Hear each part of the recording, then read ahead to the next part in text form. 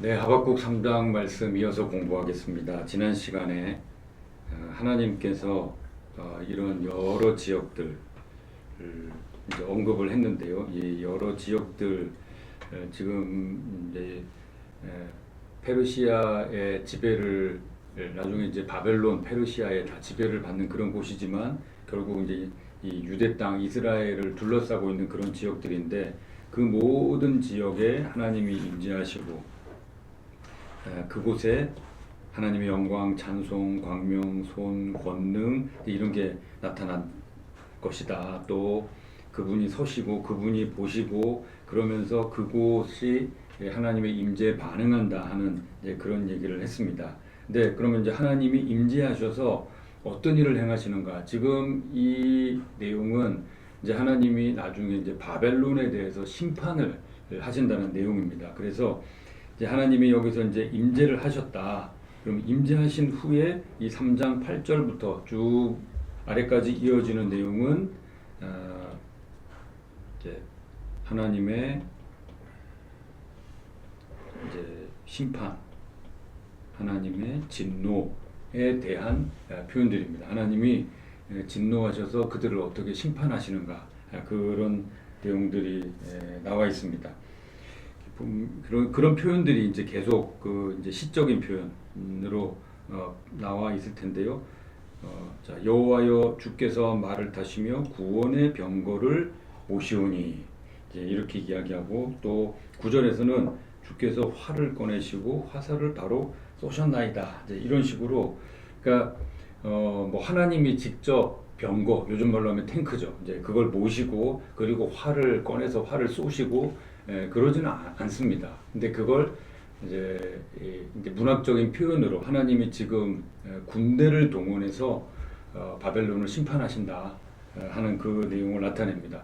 근데 하나님이 마치 직접 하시는 것처럼 이제 그렇게 이제 표현을 하는 건데요. 여기에 보면은 자, 분히 여기신다, 노여워하신다, 성내신다 그랬습니다.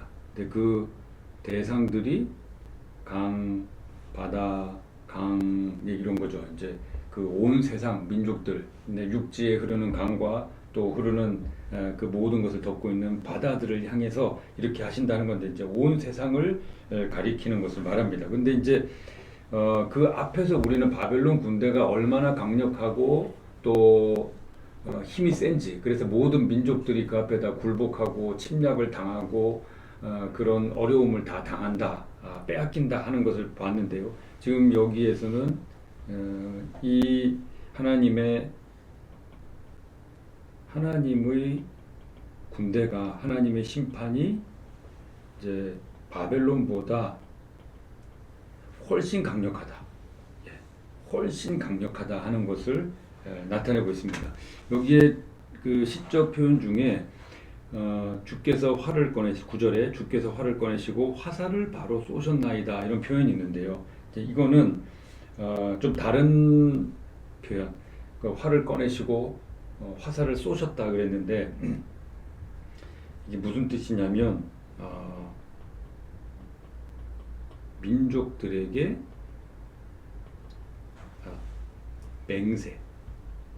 맹세하셨다. 라는 그렇게 번역한 것도 있습니다. 민족들에게 맹세하셨다. 그러니까 지금 하나님은 여기에서는 그냥 똑같이 바벨론이 군대를 동원해서 침략했으니까 하나님도 이렇게 마치 병거 타고 활 쏘고 그렇게 해서 이제 문학적으로 표현을 했지만 이거를 또 다른 곳에서는 주님이 하나님이 어떻게 하셨는가 민족들에게 다 말씀하시고 내가 바벨론에 대해서 어떻게 하겠다 그 부분에 대해서 확실하다 그렇게 말씀을 하셨다는 겁니다. 여기에 마지막 부분은 주께서 강들로 땅을 쪼개셨나이다. 그러니까 지금 이 얘네들에 대해서 노여하시고 분이 여기시고 했는데 또 그 강들로 땅을 쪼개셨다 그랬습니다.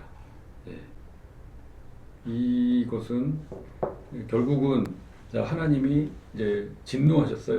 이 진노하셨는데 그 진노가 어디로 갔냐면 강으로 갔습니다. 바다로 갔습니다. 그리고 그 하나님의 진노의 도구가 된 그 강들이 또 땅을 쪼개는 그런 일들. 예, 여기에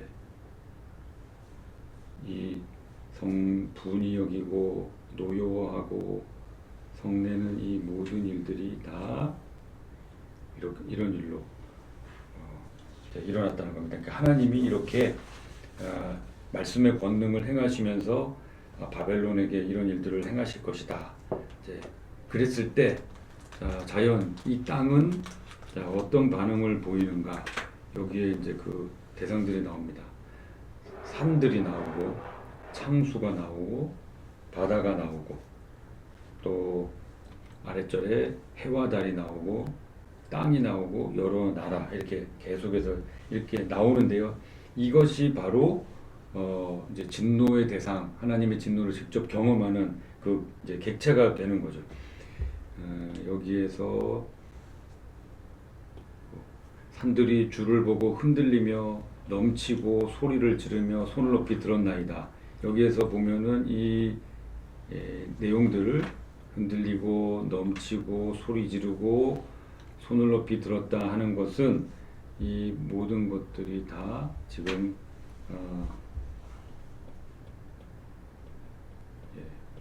두려움으로 떠는 모습을 나타냅니다.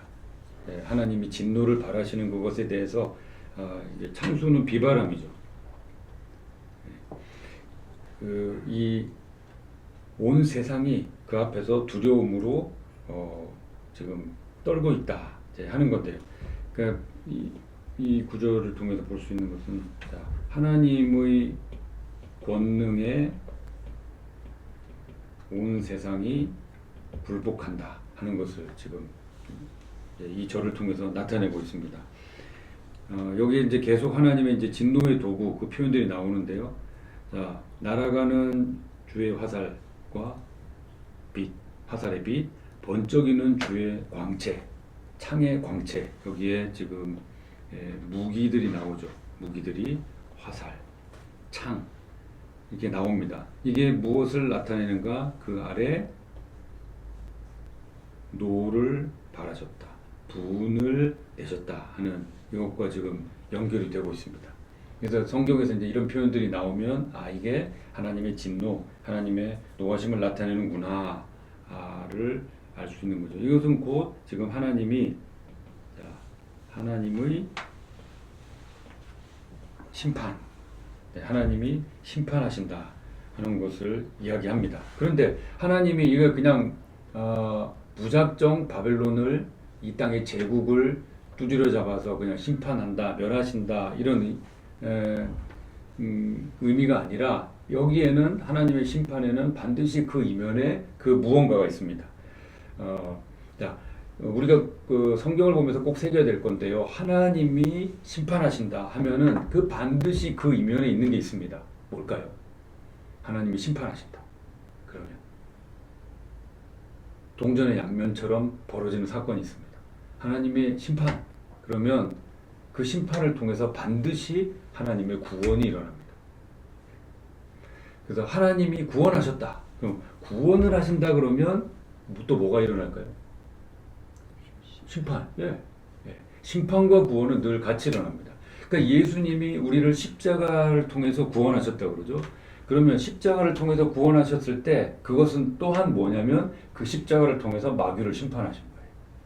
그래서 하나님의 심판 구원은 같이 가는데 여기 지금 하나님의 심판이 일어났습니다. 하나님의 심판이 일어났다면 반드시 구원이 일어나야 되죠. 그 구원을 그 아래에서 이야기하고 있습니다.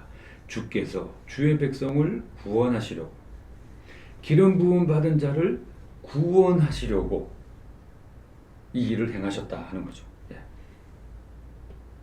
악인의 집에 머리를 빨간색으로 하려고 했는데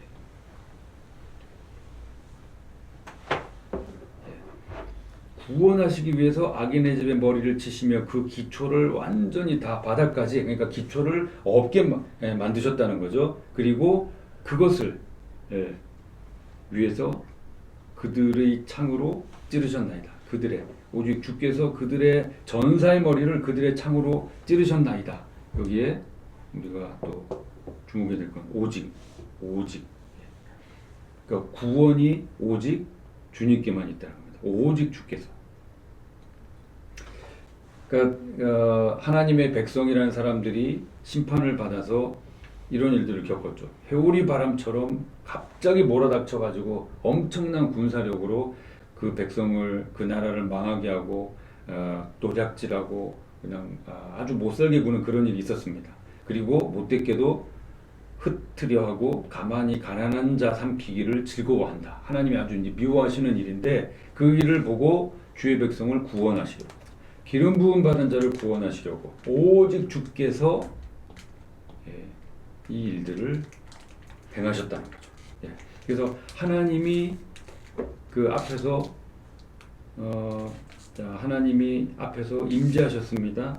하나님이 그리고 심판하십니다. 이제 일하신 거죠. 하나님이 심판하셨어요. 이것은 무엇을 위함인가? 구원. 하나님 백성을 구원하시기 위해서. 그래서 그 구원이 어떤 식으로 드러나는가? 여기에 주께서 말을 타시고, 이거 이제 개선 장군의 모습이죠. 바다 큰 물에 파도를 밟으셨나이다. 이제 이것은 뭐 하나님의 승리를 이야기하고 있습니다. 그러니까 이렇게 지금 하나님이 하박국에 대해서 내가 나중에 바벨론 그 세상의 그 큰 제국에 대해서 내가 이런 일들을 행할 거야라고 쫙 이렇게 말씀을 하셨는데, 이제 여기까지 하나님의 심판, 하나님의 역사에 대해서 이야기를 한 거예요. 저 위에서부터 쭉 여기까지. 근데 이 이야기를 들었을 때 이제 하박국이 어떻게 반응하느냐, 하박국의 반응이 나옵니다. 하나님의 음성, 하나님이 지금 바벨론보다도 더 강력한 권능과 힘으로 그 제국을, 이 세상을 덮은 그 제국을 내가 이렇게 심판하겠다. 하나님의 영광은 온 세상에 가득하고 여호와를 경외하는 것이 온 세상에 가득할 것이다. 뭐 성전, 오직 여호와는 성전에 계시니까 나는 계속 있을 거야. 그러니 세상 만민들은 그 앞에서 잠잠해야 한다. 이제 이런 말씀을 쭉 하신 거예요. 이랬을 때 선지자가 어땠는가? 처음에 하박국이 처음에 1장에서 어땠습니까? 하나님을 향해서 하박국의 태도가 어땠죠? 그렇죠. 불손하게 하나님 뭐 이게 뭡니까? 막 그러면서 이제 좀 이러면 안 되죠. 똑바로 하십시오라고 이렇게 하던 그런 하박국이었습니다. 근데 이 하박국이 어떻게 변했느냐? 내가 이 하나님 말씀 쭉 들었어요. 들었으므로 내 창자가 흔들렸고 그 목소리로 말미암아 내 입술이 떨렸도다. 지금 아까 이 앞에 이제 1장에서 나오는 하박국의 모습과는 완전히 다른 모습이죠. 전혀 예상할 수 없는 그런 모습. 하나님 이게 뭡니까? 좀 똑바로 하십시오.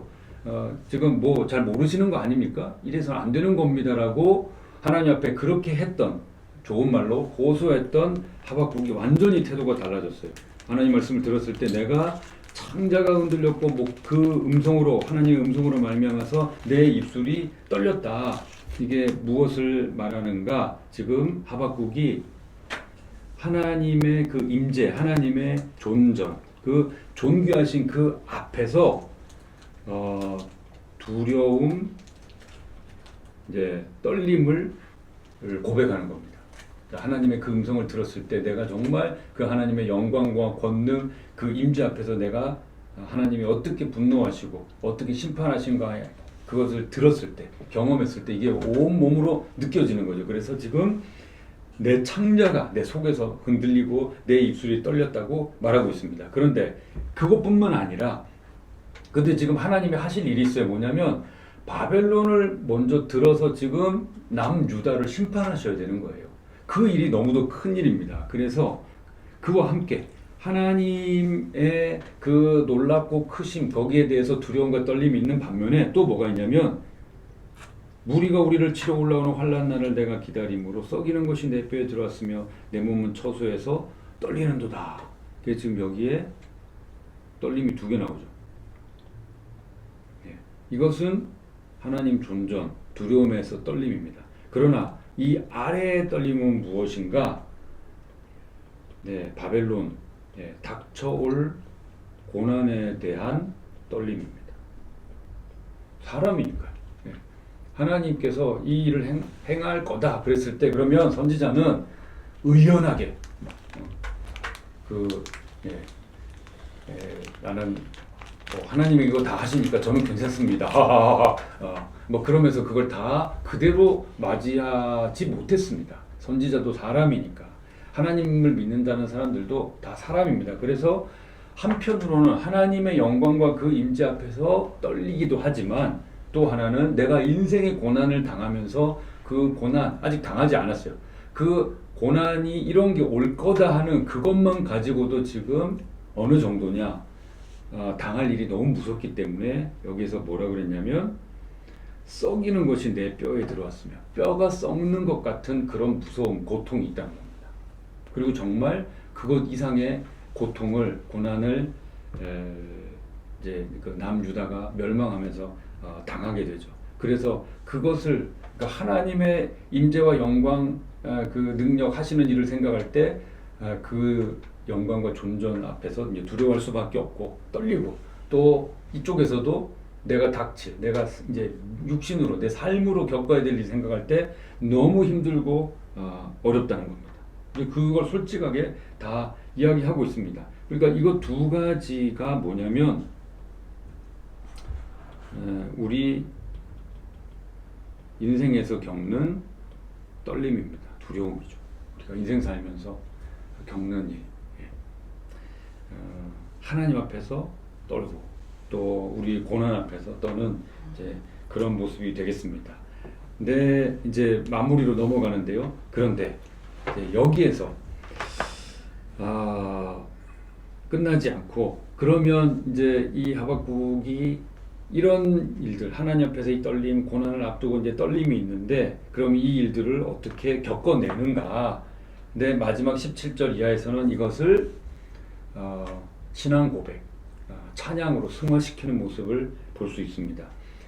우리에게 익숙한 구절이죠. 비록 무화과 나무가 무성하지 못하며 포도나무에 열매가 없으며 감람나무에 소출이 없으며 밭에 먹을 것이 없으며 우리의 양이 없으며 외양간에 소가 없을지라도 여기는 지금 하박국이 호소할 때 제일 처음에 뭘 호소했냐면 결핍에 대해서 호소했습니다. 하나님 이 땅에 정의가 없고 하나님을 경외함이 없고 율법을 준수함이 없고 뭐 이제 이런 거 이야기했어요. 근데 사실 그게 우리의 생존 먹고 사는 것과 딱 그 직결되는 것은 아니었거든요.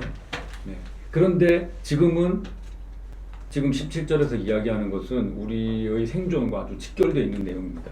여기에 나오는 이런 것들은 그 유대 땅, 가나안 땅에서 가장 기본적인 생활 여건입니다. 이거 없으면 죽어요. 이것 중에 뭐든지 하나라도 있어야 돼요. 그래야 그거 먹고 사는 겁니다. 그걸로 뭐 사회 속에 들어가서 사는 겁니다. 그런데 여기에 뭐라고 했는가? 무화과 나무가 무성하지 포도나무에는 열매가 없고 감람나무에 소출이 없고 그러니까 이제 시적으로 표현을 문학적으로 표현을 다르게 하지만 그냥 다 없는 거예요. 무화과 나무도 없고 포도나무도 없고 감람나무도 없고 밭에 먹을 것도 없고 우리의 양도 없고 외양간에 소도 없다. 이제 생활 기반이 완전히 무너졌다. 근데 바벨론이 쳐들어오면 그런 일이 일어나죠. 뭐 다 빼앗기고 다 죽고 그냥 황폐하게 돼버릴 거니까요. 그런데 모든 것이 사라졌어요. 내 생존의 기반이 되고 내 생존을 지탱한다고 생각했던 그 모든 것들이 사라졌습니다. 그러면 이것은 있고 그냥 뭐 하나님 이 땅의 도덕이 뭡니까? 윤리가 뭡니까? 이게 되겠습니까? 그렇게 했던 하박국이 지금 생존의 문제를 위협받는 상황까지 갔을 때 뭐라고 말하는가? 만약에 이런 상황이 벌어졌어요. 우리의 생존에 위협이 될 만한 이런 상황이 벌어졌습니다. 그러면 보통 사람들이 어떻게 반응하죠? 먹을 게 없어요. 돈이 떨어졌어요. 통장에 잔고가 없습니다. 그러면 죽겠다고 원망할 수밖에 없죠. 그런데 지금 하박국이 뭐라고 하냐면 나는 여호와로 말미암아 즐거워하며 나의 구원의 하나님으로 말미암아 기뻐하리로다. 그렇게 얘기합니다. 다 없어졌어요. 그런데 뭐만 있습니까? 네, 네. 예, 하나님만 있습니다. 남은 건 요거밖에 없어요. 예, 여호와 나의 구원의 하나님 밖에 없다는 겁니다. 남아있는 여호와를 즐거워하고 남아있는 구원의 하나님으로 나는 기뻐하겠다 하는 거죠. 예, 참 상상할 수 없는 엄청난 이제 그 고백인데요. 이게 무엇을 얘기하느냐? 이게 다 없으면 사실 우리는 기뻐할 수 없죠. 하박국도 배가 고파서 막 꼬르륵거리고 힘들고 그랬을 것입니다만은 궁극적인 아주 원초적인 기쁨의 원천이 뭐냐? 이것이 다 없더라도 하나님 때문에 기뻐할 수 있는 존재가 바로 인간이라는 겁니다. 그리고 하나님이 우리를 그런 메커니즘으로 이제 만들어 놓으셨다는 거죠. 그리고 19절 주 여호와는 나의 힘이시라 이렇게 씁니다. 주 여호와는 나의 힘이시라. 이 앞에서 힘에 대해서 언급한 구절이 있는데 혹시 기억하시는지 모르겠습니다. 뭐라 그랬냐면 바벨론은 자신을 힘으로 삼는 자들이다. 그런 표현이 있었습니다. 바벨론은 자신을 힘으로 삼는 자들이다.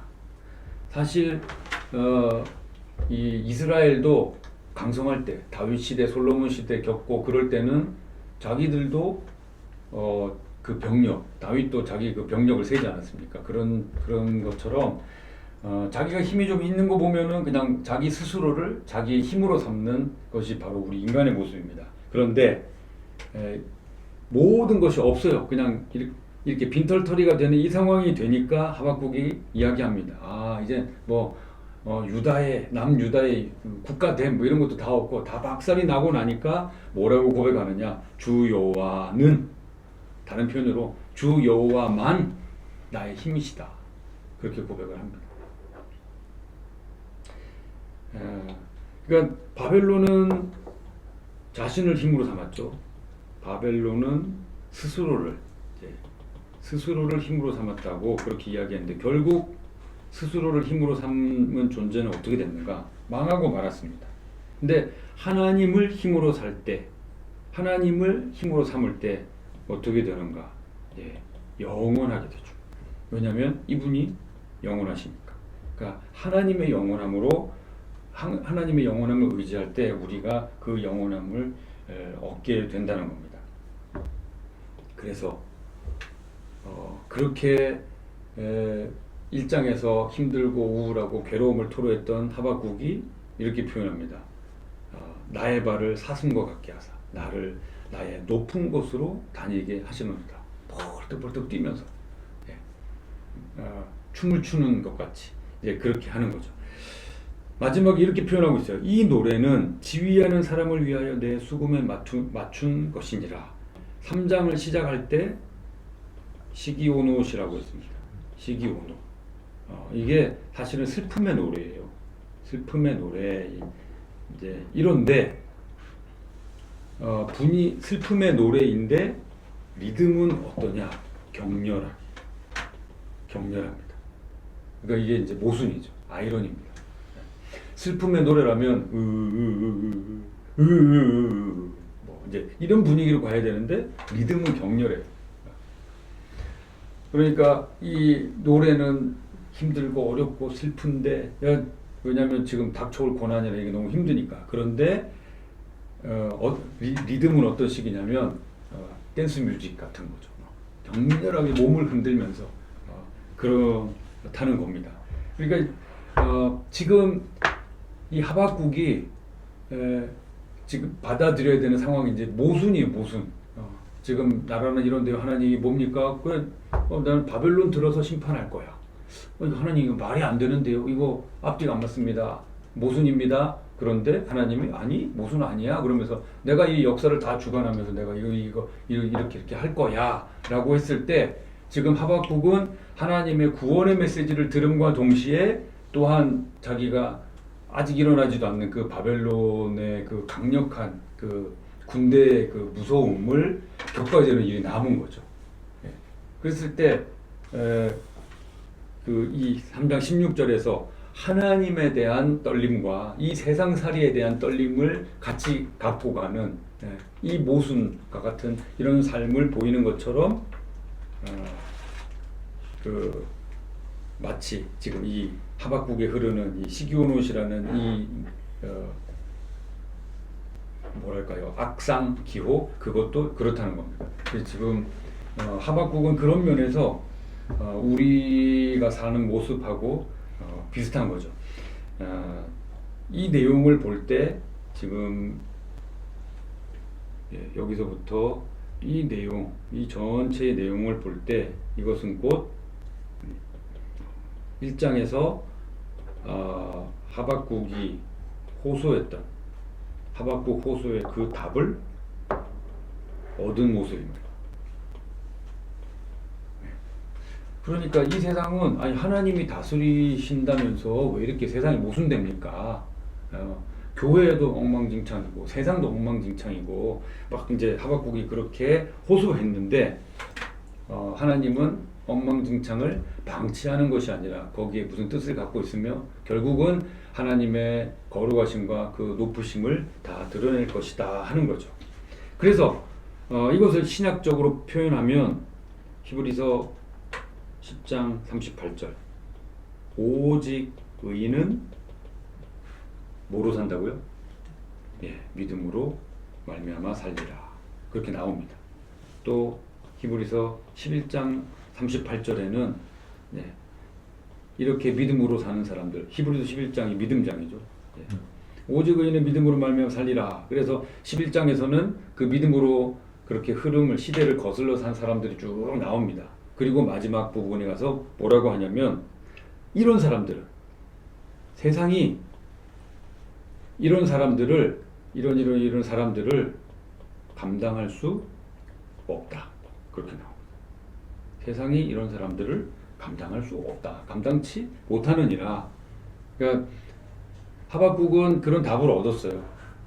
그래서 하나님이 결국은 우리를 이렇게 붙잡고 계시는 거구나 하는 그 안심을 하면서도 자기가 살아가는 그 일상은 너무 고달프고 힘들기 때문에 마치 쓰러지는 듯이 막 흔들리는 듯한 그런 그런 리듬에 격렬하게 슬픔의 노래를 부르고 있는 겁니다.